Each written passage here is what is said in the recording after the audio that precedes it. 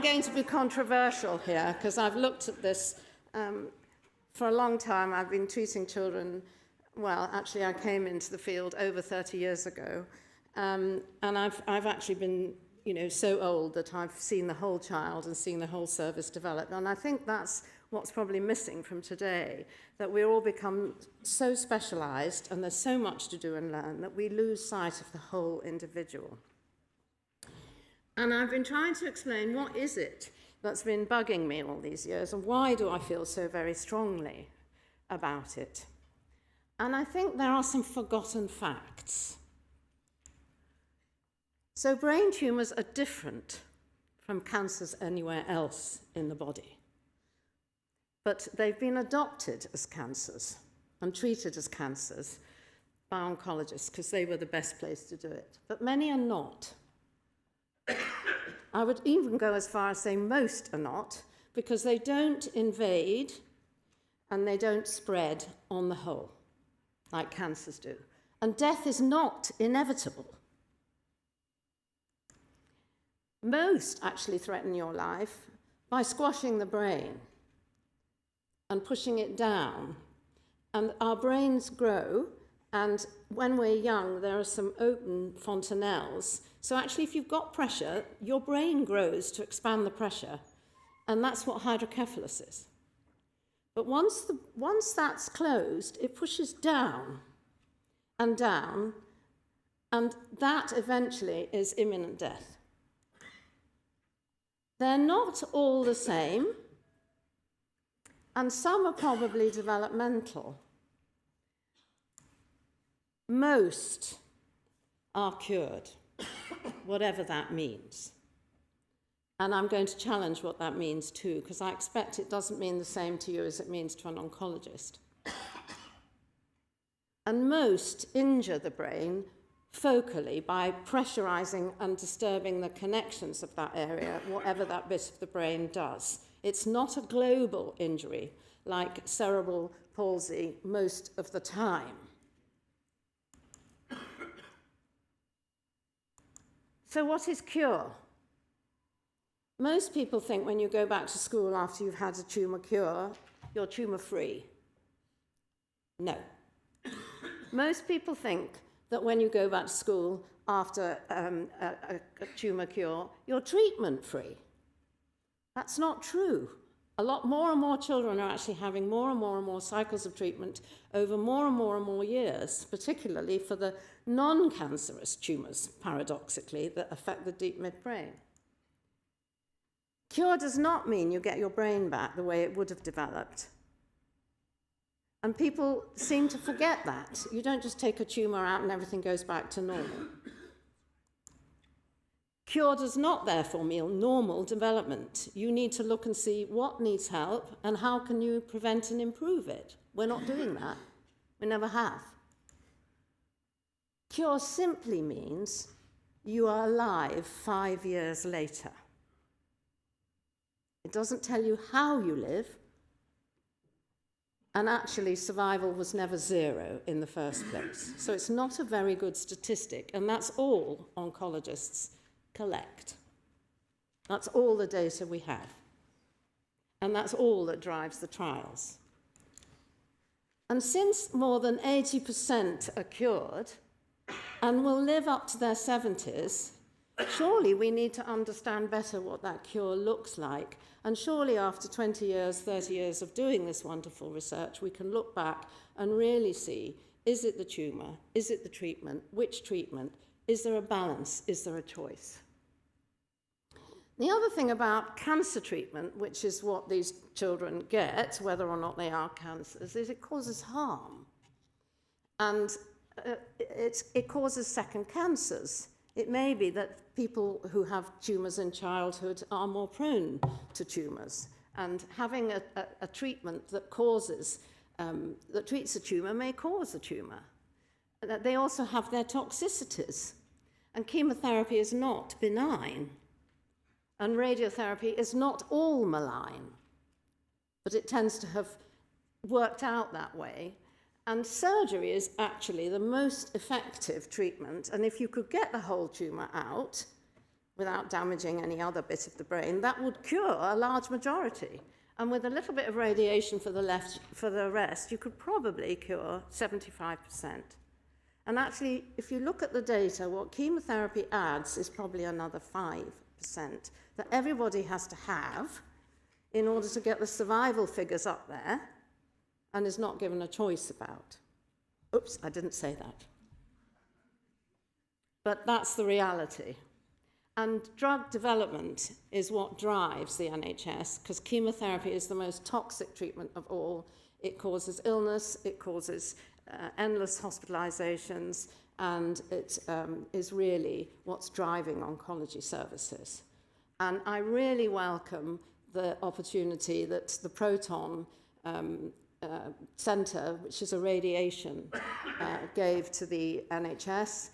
30 billion investment. The government gave that on the hope that it would save the child's brain.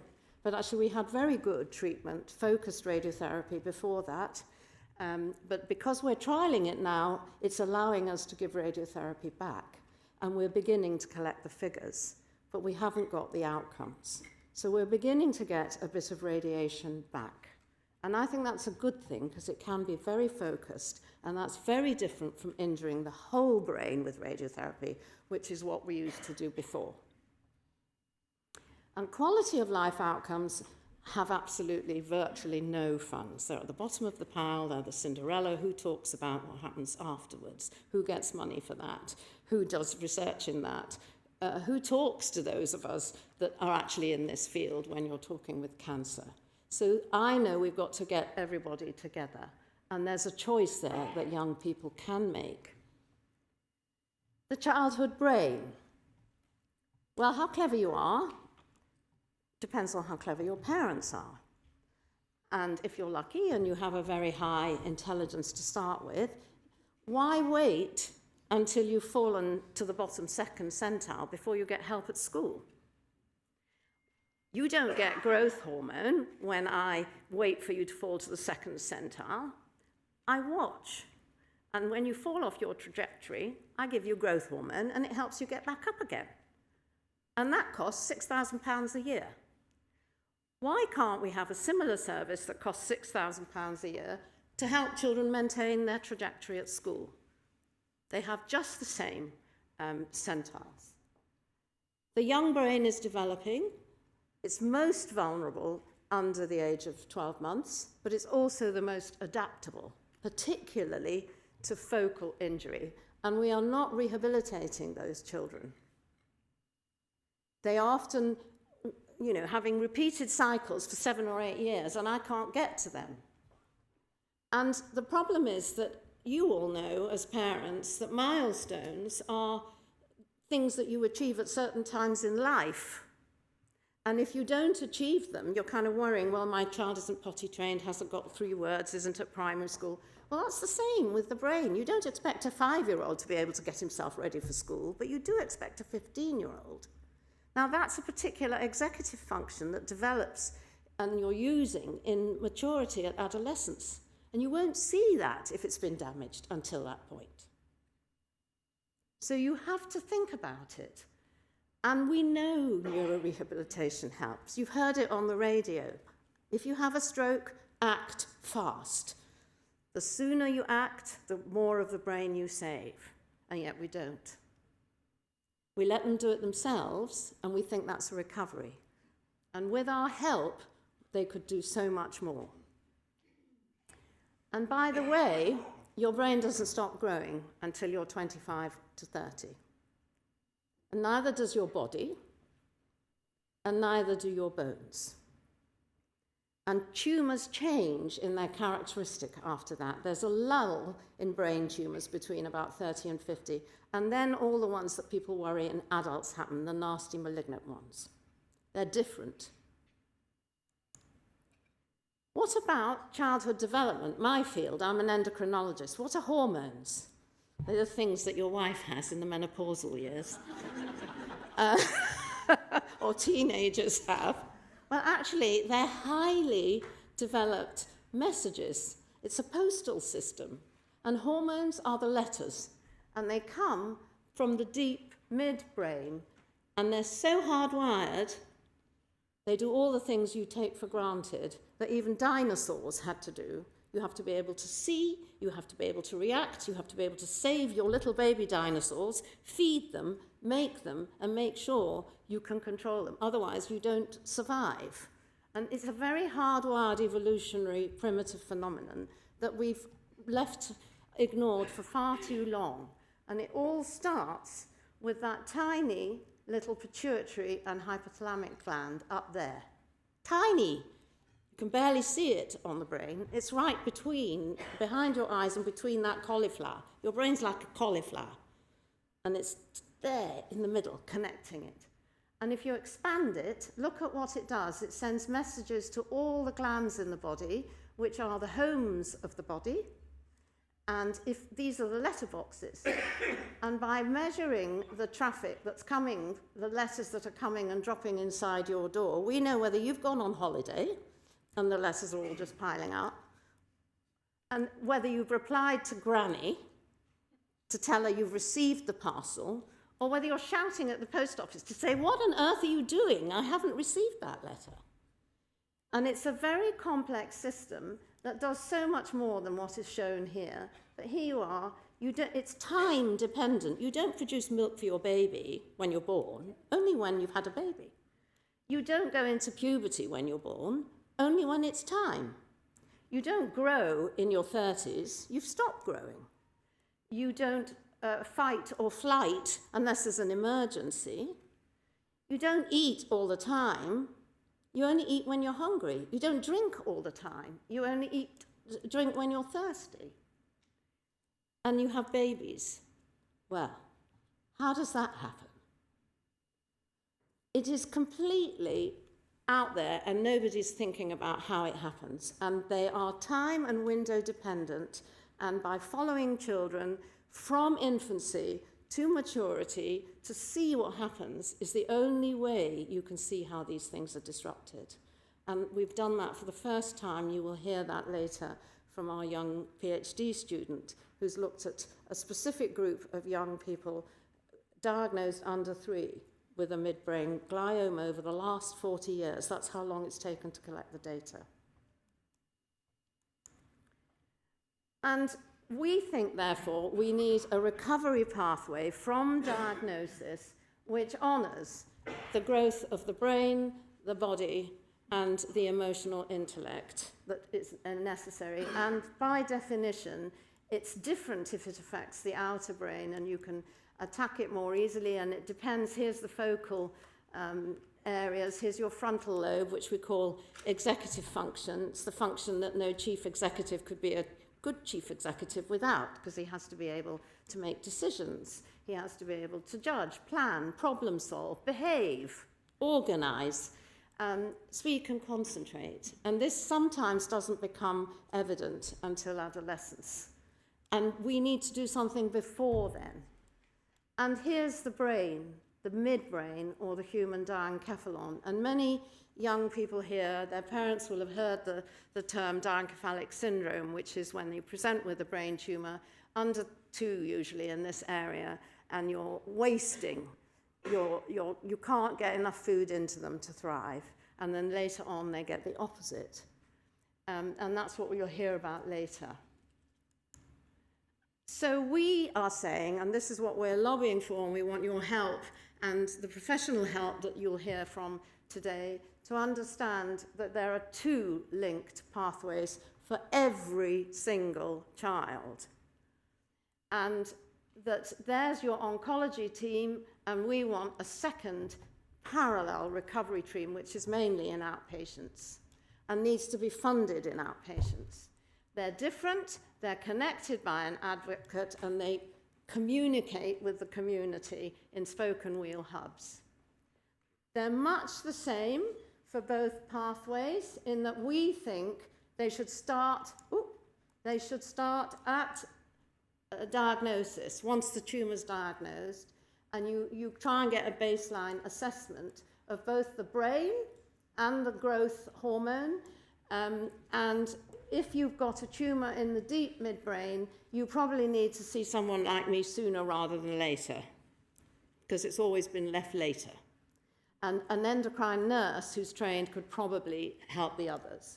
And there should be somebody that we're calling a success advocate to make sure that these complex assessments are undertaken, implemented, and audited, that there's a plan from that, and that it's fully integrated. These are the suggested individuals that I'd like you to think about, because I'm going to ask you who you think is most important. Is it somebody for the hormones, the psychiatry, the cognitive learning, psychology aspects which affect, can link to school? Is it the allied therapists, psychologists, clinical teams that help you recover, and somebody to make sure that we're analysing this data and showing it works and that it's actually probably saving money and problems in the longer term. We're suggesting that these are assessments happening at 4 key stages that you come into the pathway at, depending on when you get diagnosed, and continue through it, which is preschool, that's infancy 0 to 5, mid-school 5 to 11, secondary school, and at adult transition. And we're saying 16 to 30, so that we capture that. So I'm saying that 80% of children with brain tumours have a voice, and I'm going to show you how they have a voice. Just because they don't have a voice doesn't mean to say they have nothing to say, as Yasmin's told me, and as Shakira here will demonstrate. And they have secondary, most of them have focal injury, they have secondary problems that we could try and prevent. We know brain injury leads to mental health problems if we don't remediate it. We know that your ability to make judgments, your mental capacity, can be absolutely fine, and yet children are not being asked what they think about more treatment and retreatment in a way that they can. And they deserve support right from the beginning. Now, this is Shakira when she was younger. And Shakira and Mrs. Crowther are there. And Yasmin, I think you've got your mic, haven't you, over there? I want to ask these 2 questions to Shakira. What would Shakira say being cured looks like? And what would she most want now?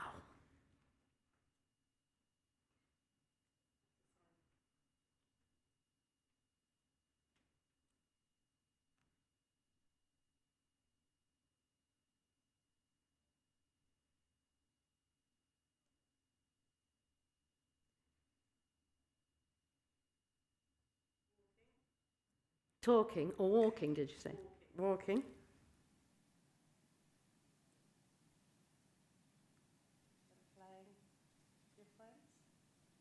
Playing with her friends. I should have told you that Shakira was 12 months old when she was rushed to hospital in Germany, because that's where she fell ill. Nobody noticed except her mother that she wasn't quite right and had reassured her to go on the holiday. And that's when not even the doctors noticed, because children are so tolerant, that actually her brain was what we call coning, going down into the brain canal, brain stem. And what the doctors in Germany did was decompress it. And then that allowed a second look when she came to the UK at the age of 7 days for the definitive surgery. It was the hugest tumour they'd ever seen, slightly right-sided. They gave her a 40% chance of survival with the first resection. They went back to do a second resection to try and get more out, and that's what's left her paralysed down one side, unable to swallow, unable to speak. She's got a facial palsy. She can't see out of that eye because the eye wasn't protected, and it's developed cataracts, and she wasn't rehabilitated for 2.5 years while she received subsequent chemotherapy, which she was told would improve that survival chance. We don't know, I don't think Yasmin knows how much she was told, but she was told she couldn't have radiotherapy because it just wasn't done. And I want to ask Yasmin, looking back, what was the best thing about that experience? I think this is... Is it, yes, has it got a green light on? Yeah. Is it working? Yeah. Can't hear from here. The best thing, I think, was just them getting all of the tumour out and you know, giving us that, giving her the best, what they thought was the best chance possible. Getting her back. Yes. That's right, yeah. I mean, she was life or death. I mean, Yes. We were diagnosed in Germany and she had 4 hours to live when we were there. Yeah. So that was a bit of a... And then what would you say was the most frustrating or worst thing that you remember, and what would you say needs to be better? I think the worst thing was just being talked to and just being told this is what we're going to do without any explanation, and very medical, very clinical, which I can understand, but not giving any real information in layman's term, in simple in terminology. I don't class myself as particularly, you know, not intellectual or intellectual, but just as in a simple way to say this is what we're going to do, why we're going to do it, and this is the outcome. Or we could not do this, or you know, there are different ways about it, but then be realistic and tell us what the outcome was going to be. We thought with the tumour being removed, she would be fine. Yes. We didn't anticipate her not being able to swallow, not having the paralysis on the left side, and then all the other complications. So we didn't expect that. And you never had time to think about it? No, because it's all such a rush at the time. Let's move on to the next thing. And I have to say that actually how much damage is surgical, how much is chemotherapy, how much is primary and secondary is actually very difficult to work out. But there's every reason. When I met her at 3.5 years old, 2.5 years later, she was knee-high to a grasshopper. She had growth hormone deficiency. She couldn't walk, she couldn't talk. She'd fractured much of her bones because she was poorly nourished, and nobody had provided any rehabilitation. And this is a top hospital, and Yasmin fought for her own. She has contacts. She's a clever mum, like a lot of you are, who was a Foreign Office government, and she used her contacts to get her the care that she felt she needed, her child needed. And she had rehabilitation at Tadworth, which we fought for together. She made huge progress in 3 months, and she's now fighting for a second piece of rehabilitation, which she has to fight for. It's not in place. She has to fight for. She's been fighting for it, and if she could get there, I'm sure that this child could walk. She's in a mainstream school. She's 12. Is that right? 10. She's 10, she's 2 years behind her peers, but that's fine. She understands, she's communicating, and we fought hard to get her the support she needs for all her other injuries. That shouldn't be so hard to get. So, everyone with a brain tumour deserves a quality life. From the beginning, for however long you have, and that includes everyone who might, sadly, not make it, but may have a life to live, but they're in the minority now. And they can tell us a lot, and we should be doing this lifelong. We should be making sure that they've got the support they deserve to 25, and if we get that right, there'll be less to do as adults, but there's a big backlog at the moment because there isn't an adult transition. They deserve a voice. They have a voice. You're going to hear it. They deserve to live the lives they choose. We forget they have choices. And there are some very eloquent young people here, just given the time. They deserve our support to achieve their potential, whatever it was. To be employed and live independent lives of their own, with their own partners and families. But don't let's put the cart before the horse. We need to get them grown up first to have the relationships before we start taking out eggs or sperm or whatever it is they're prioritising now.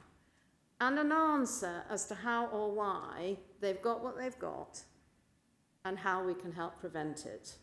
And I think that will save money and be far more rewarding for everybody concerned, and ought to be a right that we try and fight for every such child.